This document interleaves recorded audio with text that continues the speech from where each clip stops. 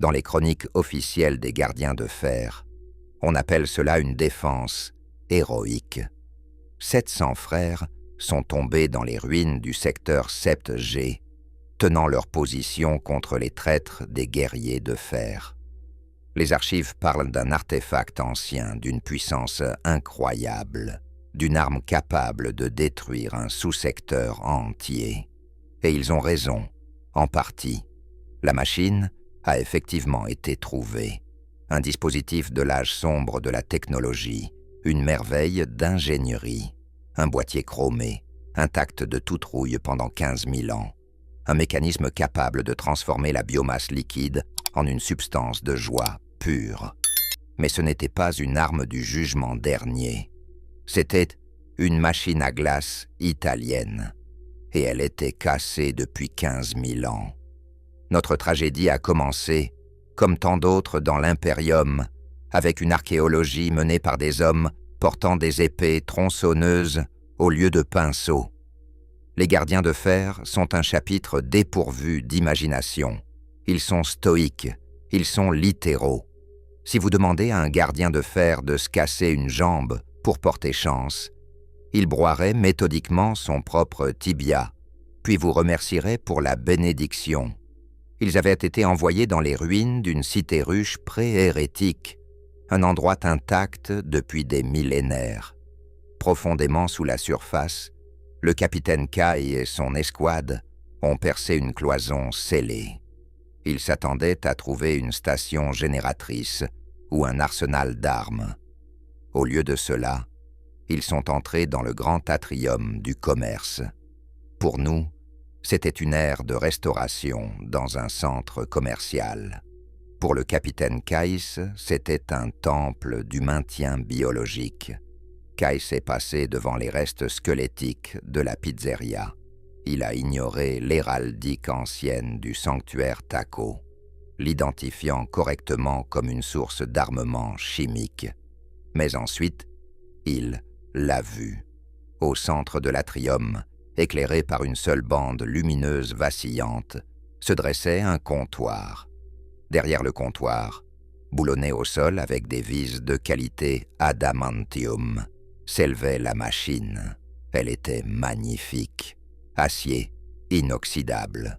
2 leviers, un pour la spirale blanche, un pour la brune et un central pour le mélange sacré. Sur le panneau latéral, délavé mais visible, brillait le visage souriant de la divinité du temple. Une entité au visage blanc, avec un nez rouge et des cheveux rouges vifs. Le tech-prêtre du chapitre, frère artificier Decimus, est tombé à genoux. Ses mécadendrites ont tremblé. « Capitaine » chuchota Decimus par vox. « Les relevés, ils dépassent toutes les échelles. »« Est-ce une arme ?» demanda Case, gardant son bolter pointé sur une figurine en carton d'un hamburger. « C'est ancien » répondit Decimus, s'approchant du panneau de menu. Il était couvert de poussière, mais le texte en haut gothique restait lisible. Il commença à traduire l'écriture sacrée. Numéro 1, mec fleuri. Il se figea. Mec en haut gothique signifie un clan écossais de terreur ancienne. Fleury signifie une tempête de glace et de neige. Par le trône, souffla Kais. C'est un dispositif de contrôle météorologique, un générateur de tempête créé pour servir le clan Mec. Plus que ça, capitaine, regardez la désignation principale, S-U-N-D-A-E, Sunday, jour du soleil. La logique des gardiens de fer s'est enclenchée avec la force d'un déplacement tectonique. Cela ne produit pas des encas, murmura Kais, sa voix tremblante de respect religieux. C'est un initiateur de synthèse stellaire. La machine peut allumer une étoile pendant un jour, ou, si utilisée comme arme, brûler une planète en cendres. Il regarda la machine avec des larmes dans les yeux. La lumière rouge sur le panneau avant clignotait. Clic, clic, clic. Elle est activée, avertit Decimus. L'esprit machine attend la séquence de démarrage. Périmètre, rugit Kais. Former un périmètre défensif. Si ce STC tombe entre les mains de l'ennemi, ils pourront incinérer tout un système d'un coup de levier. Ils ont commencé à fortifier l'aire de restauration. Les tables en plastique sont devenues des barricades. Les plateaux, des boucliers sacrés. Ils se préparaient à mourir pour le Sunday. Pendant ce temps, de l'autre côté des ruines, le maître de guerre, Barabbas la mère, scannait le terrain. Ces scanners ont détecté les loyalistes se retranchant autour du kiosque central dans l'atrium. Les guerriers de fer sont des maîtres du siège. Ils comprennent la valeur par l'acharnement avec lequel quelque chose est défendu. « Regardez-les », gronda Barabbas. Ils utilisent des tables tactiques de classe synthèse pour bloquer l'entrée. Ils défendent quelque chose d'une immense valeur. Ces scanners ont capté la signature énergétique de la machine. Elle était faible, à peine un bourdonnement. Mais pour un Space Marine traître paranoïaque, un signal faible est juste un signal fort qui se cache. Les loyalistes l'ont appelé un dispositif Sunday, rapporta un cultiste. Les yeux de Barabbas s'élargirent derrière la visière de son yaume. Un dispositif pour créer un soleil ici, dans l'obscurité. Il a fait des calculs. Les loyalistes étaient terrifiés. La machine clignotait rouge. C'est une cryo-arme, conclut Barabbas. La logique dicte. Si ce n'est pas un soleil, alors c'est un anti-soleil, gelant, un moteur du zéro absolu. S'il l'active, nous deviendrons des statues de glace en quelques secondes. Le malentendu était maintenant symétrique. Un côté pensait défendre un réacteur à fusion. L'autre pensait attaquer une bombe d'air glaciaire. Les deux camps se battaient pour un appareil conçu pour distribuer des produits laitiers à 4 degrés Celsius modérés. Les guerriers de fer ont attaqué avec la fureur de 1000 sapeurs offensés. Les cultistes ont chargé le flanc de la pizzeria, criant des prières aux dieux sombres. Ils ont été fauchés par le feu des bolters. Le capitaine Case se tenait debout sur le comptoir, ses bottes craquant sur des sachets de ketchup renversés qu'il prenait pour des offrandes de sang d'anciens pèlerins. « Tenez la ligne !» cria Case. « Ne laissez pas les hérétiques toucher le distributeur de sainteté. » Un terminateur du chaos s'est téléporté dans la zone d'assises.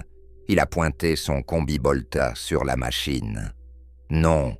hurla Case. Il s'est jeté devant la machine. Les balles ont ricoché sur son armure d'artificier. Il a reçu une blessure à l'épaule, mais il souriait. Il avait empêché le plomb profane d'égratigner l'autocollant, indiquant « Plus d'1 milliard servi, plus d'1 milliard servi », chuchota Kay à son escouade. Pensez à la puissance, elle a anéanti 1 milliard d'âmes. Nous ne pouvons pas la laisser tirer à nouveau. Derrière la ligne de feu, frère Decimus vivait une crise. La machine nécessitait du carburant. « Capitaine !» cria Decimus à travers le rugissement des épées tronçonneuses. J'ai traduit les exigences en carburant. Elle a besoin du mix, un fluide blanc visqueux, trop volatile pour le liquide de refroidissement, trop toxique pour le lubrifiant. Decimus pointa vers un petit réservoir caché. Ça sent l'organique, ça sent la ferme, du lait. Elle fonctionne sur la pureté de la nature elle-même, réalisa Kais. Ils n'avaient pas de lait. Ils étaient en campagne depuis 6 mois. Ils avaient des barres de rations, de l'eau et de l'amidon de cadavres. Elle a besoin de liquide, paniqua Decimus. La lumière rouge clignotait plus rapidement. En réalité, c'était juste l'avertissement de batterie faible du générateur de secours. L'esprit a soif, il est en colère. Case prit une décision de commandement. Donnez-lui l'Amazec, la réserve des officiers. Mais capitaine, de l'alcool dans un réacteur à fusion. Exécution, Un soleil ivre vaut mieux qu'un soleil en colère. Désimus versa 3 bouteilles de brandy vintage de haute qualité dans le réservoir à lait. La machine gargouilla. Le mélange s'est déversé dans la chambre de congélation. À l'intérieur, la physique a fait ce que la physique fait. Elle a commencé à transformer le brandy en slush alcoolisé. La machine vibra. Pour les Space Marines, c'était le ronronnement d'un dragon s'éveillant. Elle accepte l'offrande, jubila Décimus. Elle prépare la charge utile. À l'extérieur du périmètre, Barabbas la mère entendit le bourdonnement. « Vous entendez ça ?» hurla le maître de guerre. Les cryopompes, elles démarrent. Doctrine d'assaut, tuez-les tous avant qu'ils ne gèlent l'atmosphère. 3 heures s'étaient écoulées. Le sol de l'ère de restauration était recouvert jusqu'aux genoux de douilles et de corps de traîtres. Il ne restait que 5 gardiens de fer. Ils s'étaient retranchés dans le passage étroit entre la caisse et la friteuse. Un point d'étranglement tactique. Barabbas la mère s'est finalement lassé des subtilités. Il a percé le plafond. Il est tombé directement devant le comptoir, brandissant un marteau démoniaque, crépitant de haine. « Donne-moi le moteur d'hiver !» rugit Barabbas. Kais, maintenant sans bras et saignant d'une 12aine de blessures, tenait sa position. Dans sa main restante, il ne tenait pas une épée énergétique. Il tenait le sceptre du saint, une cuillère en plastique géante qu'il avait arrachée de la main de la statue mascotte. « Tu ne goûteras pas le Sunday !» tonna Kais. Ils se sont battus. C'était tragique, brutal et extrêmement stupide. Le marteau démoniaque a fracassé les cuves de friture, faisant gicler de l'huile vieille partout. La cuillère en plastique, durcie par 40 000 ans de conservateurs chimiques, a mystérieusement dévié le coup. Finalement, Kai a vu une ouverture. Alors que Barabbas se préparait pour un coup mortel, Kai a enfoncé la cuillère en plastique géante dans la lentille oculaire du traître. Le verre s'est brisé et la cuillère a transpercé le cerveau. Barabbas est tombé. Ses derniers mots furent des bulles de sang confuses. Le silence s'est abattu sur l'atrium. Les forces traîtres, voyant leur chef tué par des couverts, ont fui dans la confusion. Le capitaine Kais s'est effondré contre la machine. Il était mourant. Son double cœur ralentissait. Il regarda frère Décimus, dont la moitié inférieure avait été soufflée par une arme Melta. « Active-la », murmura Kais. « Laisse-moi voir le soleil. » Décimus rampa. Il connecta le câble d'alimentation de la machine au réacteur d'armure du maître de guerre mort. Un flux d'électricité souillé par le warp s'est déversé dans l'appareil ancien. Les lumières du STC ont flamboyé. Le moteur gémit. Un grincement horrible d'engrenage qui n'avait pas été huilé depuis la construction des pyramides. Les 2 leviers tremblèrent. Le slush, alcoolisé à l'intérieur, était prêt. « Il arrive », sourit Kais. « La lumière de l'empereur. » Décimus observa l'écran de données. Une rune apparut. Ce n'était pas une grille de ciblage. Pas de coordonnées pour une frappe orbitale. C'était une petite icône clignotante d'un sceau barré. Et défilant sur l'écran en texte vert, était le message des dieux. Erreur système 404. Défaillance du compresseur. Viscosité faible. Appelez le gestionnaire. Décimus lut le message. Ses moteurs logiques tentèrent de traiter le concept d'un gestionnaire dans une théocratie. « Capitaine !» toussa Décimus, de l'huile coulant de ses lèvres. « L'esprit, il parle. » « Que dit-il » halta Kais, sa vision s'assombrissant. « Est-ce la gloire ?» Décimus regarda la machine. Elle bourdonnait avec colère. Elle sentait l'alcool brûler et les rêves brisés. Ce n'était pas un soleil, pas une bombe. C'était juste une machine qui refusait de fonctionner parce que le mélange n'était pas tout à fait correct. Décimus réalisa la vérité, et dans un dernier acte de miséricorde, il mentit. « Oui, capitaine, dit doucement Décimus. Il est écrit « Commande prête ». Caïs ferma les yeux. « Commande prête ». Frère Décimus mourut un instant plus tard. La machine Zederer, ne recevant aucune entrée pendant 30 secondes, est passée en mode veille. La commande a été annulée. 70 Space Marines gisaient morts. 400 hérétiques gisaient morts. Et au centre du carnage, la machine aux spirales blanches l'infini bourdonnait doucement, sa lumière rouge clignotant. Clic, clic, clic, attendant le tampon des historiens.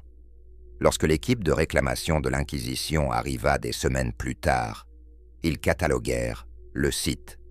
Ils notèrent les héroïquement tombés. Ils notèrent le seigneur traître mort avec une cuillère dans la tête.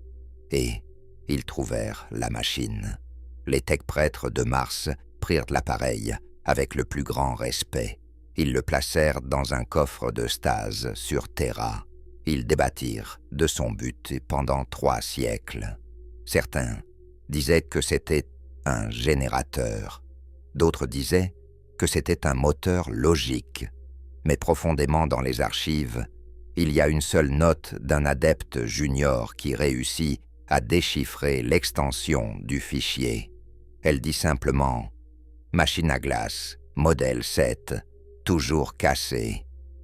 Les gardiens de fer sont honorés comme des héros. Sur la bannière de leur chapitre figure maintenant une spirale dorée. Ils croient qu'elle symbolise la galaxie. Nous savons qu'elle symbolise la glace italienne. Mais peut-être est-ce la vérité grimdark ultime. Dans un univers d'horreur, la foi n'est que l'histoire que nous nous racontons pour justifier la mort. Le capitaine Keyes est mort pour un milkshake qu'il n'a jamais goûté. Et dans le 41e millénaire, c'est ce qui passe pour une fin heureuse. 200 ans après le carnage dans les ruines du secteur Sept G, quelque chose d'inhabituel s'est produit dans les profondeurs des archives de Terra. Un adepte archiviste de 7e classe, nommé Corvus, découvrit une anomalie dans le catalogue des reliques de l'âge sombre. Il ne la cherchait pas spécifiquement. Corvus effectuait simplement son travail quotidien, vérifier l'intégrité des seaux de stase dans l'entrepôt 283. C'était une tâche monotone. Scanner la rune, enregistrer la lecture, passer à l'artefact suivant, répéter 10 000 fois. Mais lorsqu'il s'approcha du conteneur numéro 729A, son auspex grinça d'irritation. La signature énergétique était étrange, pas dangereuse, pas puissante, juste incorrecte, comme si l'esprit machine à l'intérieur était dans un état de mécontentement éternel. Corvus consulta son manuel de protocole. Les lectures anormales nécessitaient une inspection visuelle. Il soupira. Cela signifiait remplir le formulaire Oméga 17 en 3 exemplaires, attendre l'approbation du superviseur, obtenir une autorisation d'accès temporaire, puis ouvrir réellement le conteneur. La bureaucratie de l'Imperium transforme la simple curiosité en une odyssée d'1 semaine. Mais Corvus était un employé consciencieux.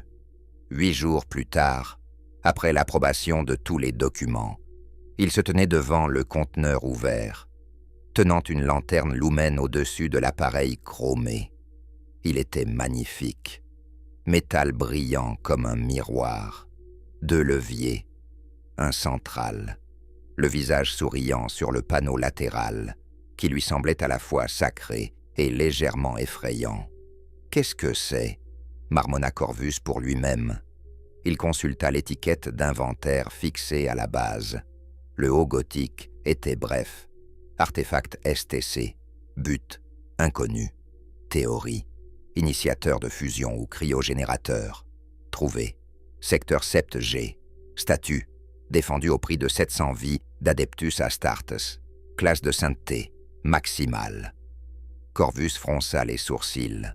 Un initiateur de fusion n'aurait pas deux leviers séparés, pour blanc et brun. Cela ne correspondait à aucune architecture d'armes connue. Il décida de violer le protocole. Légèrement. Très légèrement. Corvus connecta son logicator portable au port de diagnostic de la machine. S'il pouvait accéder à ces banques de données internes, peut-être pourrait-il déchiffrer la vraie fonction. L'écran du logicator scintilla. Des symboles défilèrent, pas du code binaire, mais quelque chose de plus ancien, de plus élégant.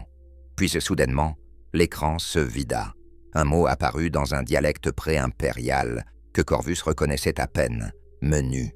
Il toucha le symbole. Toute une taxonomie se déploya. Sunday, fleuri, cornet, gobelet, petit, moyen, grand. Ce n'étaient pas des coordonnées de frappe, c'était des options. Corvus sentit quelque chose de froid s'installer dans son estomac. Des options pourquoi? Sélection de cibles? Niveau de puissance? Il creusa plus profondément dans la structure des fichiers. Trouva un dossier nommé « Maintenance ». À l'intérieur, des milliers d'entrées de journal d'erreurs, datées d'avant l'hérésie. Elles étaient monotones. Erreur, compresseur, remplacer le joint. Erreur, niveau de mix bas, remplir le réservoir. Erreur, problème de valve, appeler le technicien. Corvus fixait la liste avec une suspicion croissante. Compresseur, réservoir de mix, valve. Cela ne ressemblait pas à une arme thermonucléaire. Cela ressemblait à un dispositif de traitement de liquide, un distributeur. Par le trône, murmura Corvus. Ce n'est pas une arme. Corvus savait ce qu'il devait faire ensuite, et il savait aussi que cela détruirait sa carrière. Mais la vérité était la vérité, et l'Imperium était construit, théoriquement, sur la recherche de la vérité.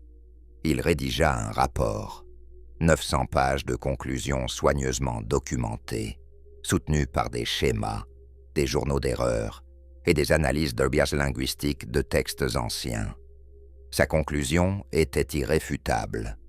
L'artefact 729A n'est pas un dispositif thermonucléaire, une cryo-arme ou une machine de contrôle météorologique.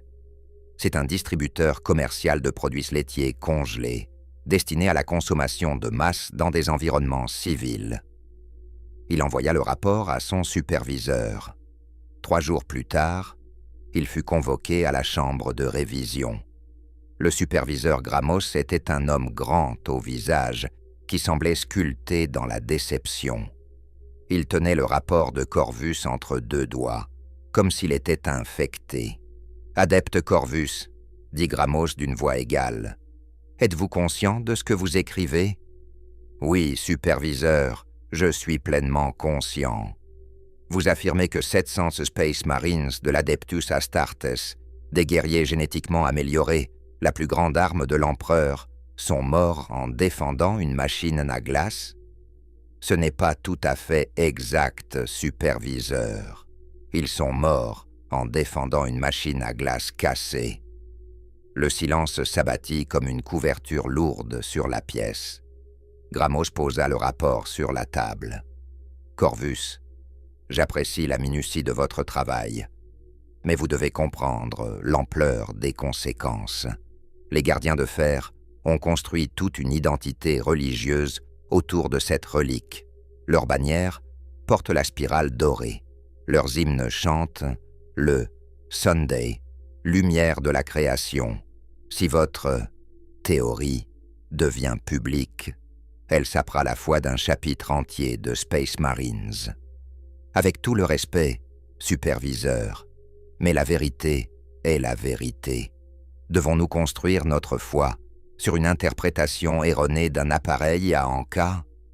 Oui, répondit Gramos sans hésitation. Nous devons, parce que l'alternative est d'admettre que 700 héros sont morts pour un malentendu. Ce n'est pas juste une erreur, adepte. C'est une tragédie. Et l'Imperium ne peut pas se permettre des vérités tragiques quand les mythes héroïques servent mieux. Corvus sentit quelque chose se briser en lui. Pas de la colère, pas de l'indignation, juste de la fatigue. Que voulez-vous que je fasse avec le rapport ? Gramos se leva. Il s'approcha de la fenêtre donnant sur les flèches infinies de Terra. Scellez-le. Niveau de confidentialité maximal. Classification étoile noire. Laissez les générations futures d'archivistes décider quoi en faire. Peut-être que dans 1000 ans, le contexte sera différent. Peut-être que la vérité ne semblera pas si destructrice. Et les gardiens de fer, laissez-les continuer à croire. Leur foi les rend forts. Et la force, adepte Corvus, est plus importante que la précision. Corvus quitta la chambre de révision avec le rapport scellé et le cœur lourd. Il retourna aux archives, rangea le document profondément dans la section étoile noire, où l'accès était réservé uniquement aux inquisiteurs de rang le plus élevé. Mais avant de le sceller pour toujours, il ajouta une dernière ligne sur la page de titre. Une petite note pour le futur lecteur. La vérité n'a pas besoin de foi pour être vraie. Mais la foi semble avoir besoin de mensonges pour survivre. Des siècles plus tard, tandis que l'Imperium combattait d'innombrables horreurs sur d'innombrables mondes, les gardiens de fer poursuivaient leur croisade. Leurs bannières à la spirale dorée flottaient fièrement. Leurs hymnes chantaient le sacrifice du capitaine Keyes et de ses frères. Ils croyaient. Et sur Terra, dans le coffre de stase, la machine continuait de bourdonner doucement. Sa lumière rouge clignotait. Clic, clic, clic. Un avertissement éternel que personne ne comprenait plus. Au 42e millénaire, un jeune tech-prêtre nommé Harris reçut la rare permission d'étudier des artefacts anciens pour sa thèse sur les technologies d'alimentation pré-hérétiques. Il se tenait devant la machine avec respect et curiosité. « Qu'es-tu » murmura-t-il, passant ses doigts sur la surface chromée. Il activa le mode diagnostic. L'écran d'affichage interne de la machine s'anima. Le texte vert défilait. Système prêt. Insérez le mix. Sélectionnez la taille. Appuyez sur le levier. Harris fronça les sourcils. C'était suspicieusement simple. Trop simple pour une arme du jugement dernier. Il décida de tester une théorie. Dans le coin de l'entrepôt se trouvait une station d'approvisionnement d'urgence, des réservoirs d'eau pour le personnel de maintenance. Il remplit un conteneur d'eau, ajouta un peu de pâte nutritive de sa ration, mélangea jusqu'à une consistance rappelant le lait, retourna à la machine, versa le mélange dans le réservoir, entendit les mécanismes internes ronronner doucement, puis, d'une main tremblante, il tira le levier blanc. La machine trembla. Le compresseur siffla, et de la buse du distributeur sortit lentement une spirale pâle et congelée. De la glace. Harris fixa la boucle parfaite, reposant dans un gobelet jetable qu'il avait placé sous la buse. C'était légèrement aqueux. Pas tout à fait la bonne consistance, mais c'était reconnaissable, indéniable, indubitablement de la glace. Par l'omnimessie, murmura Harris. C'est un snack bar. Il goûta. Ça avait le goût de la déception congelée. Mais c'était de la glace. 700 Space Marines étaient morts pour ça. Harris commença à rire. Doucement d'abord, puis de plus en plus fort, jusqu'à ce que les gardiens de l'entrepôt le vérifient pour une possession du chaos.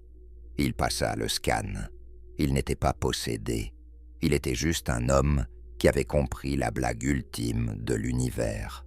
L'Imperium était construit sur des malentendus superposés à des malentendus. la foi, construite sur des erreurs. L'héroïsme découlant de l'incompréhension. Et dans toute cette grandeur, dans tout ce grimdark, au cœur se trouvait quelque chose d'absurdement banal. Une machine à glace cassée. Harris ne publia jamais ses découvertes. Il avait appris la leçon de l'adepte Corvus des dossiers classifiés. L'Imperium n'avait pas besoin de vérité. Il avait besoin de mythes. Les mythes nourrissaient la foi.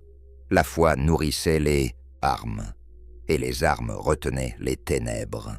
Si une erreur pouvait sauver la galaxie, alors que l'erreur règne.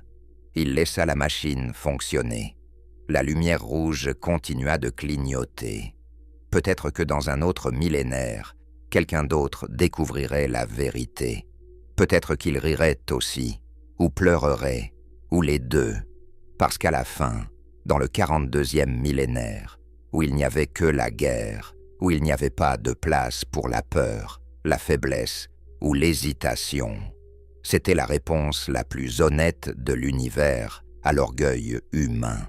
700 des plus grands guerriers de la galaxie tombaient héroïquement en défendant l'initiateur du jour du soleil, qui ne pourrait jamais allumer une étoile, seulement servir du dessert.